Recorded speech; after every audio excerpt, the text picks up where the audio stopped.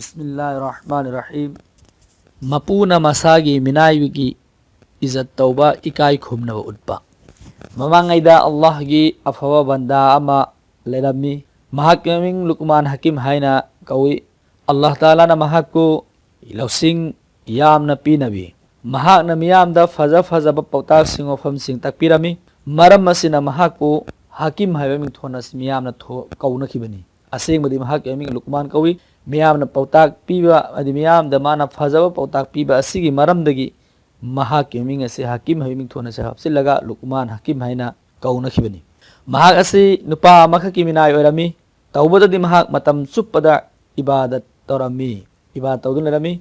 Mahak na ibadat tawba si kayagi matik ibadat tawbagi hay matamda mahaki mapu aduna fawa mahaki maramda khangi mahak ase afawa misakni haibasi. Mahak nasu mahaki yamna izat torami amasung mahaki befar torami mapu aduna mahak po yamna nungsirami sanaba kari maposa ama lakpa tarabadi ha Luqman Hakim hana kausillaga pisarami. Noma makhwani gi marakta thodo ama khak thoi mapu adugi manakta kanagumbana kharbuza khudol oina pirami mapu aduna Luqman bu kausillami amasung mahak na Luqman laklaga mapu adugi mangda famdai mapu aduna kharbuza adu kaaga Luqman da machet ama sanabagi damakta pi mahak na yamna pamna yamna hauna chai.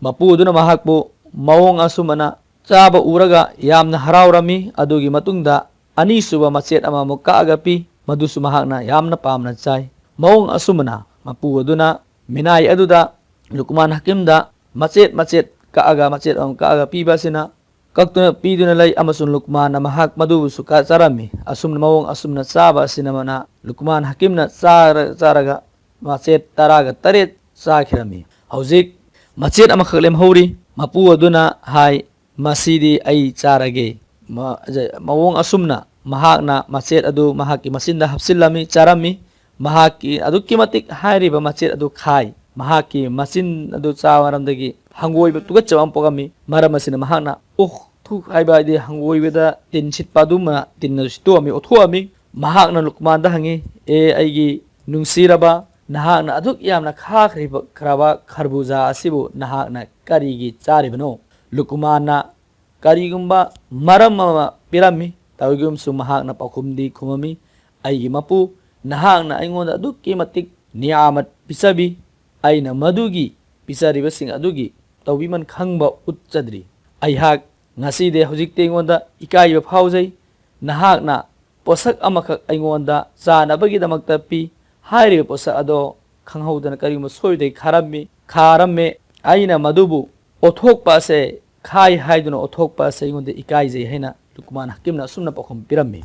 Nusiraba bhai buju nusiraba ichilinaw sing Allah Ta'ala na ikhoida niyamat mayam pibiri aikoi masigi shukriya ada tawgadabani amasung karigumba aikoida awaba lakba tarakpa tarabadi maduda aikoina sabar tawgadabani amasung loinana aikoigi yumda minai maksu nattawa aikoigi nupi angangsing isemi isalisingna sak insang thongo matamda karigumba thum yakba natraga soikhiba yawba tarabasu aikoida sabar tawgadabani amasung maduda aikoi paisai thangba phuba asidagi aikoi khudingmak ngakna chatminasi Allah Ta'ala na aikoibu hairibasta amal tawba ngambagi pangan pinabibo isano.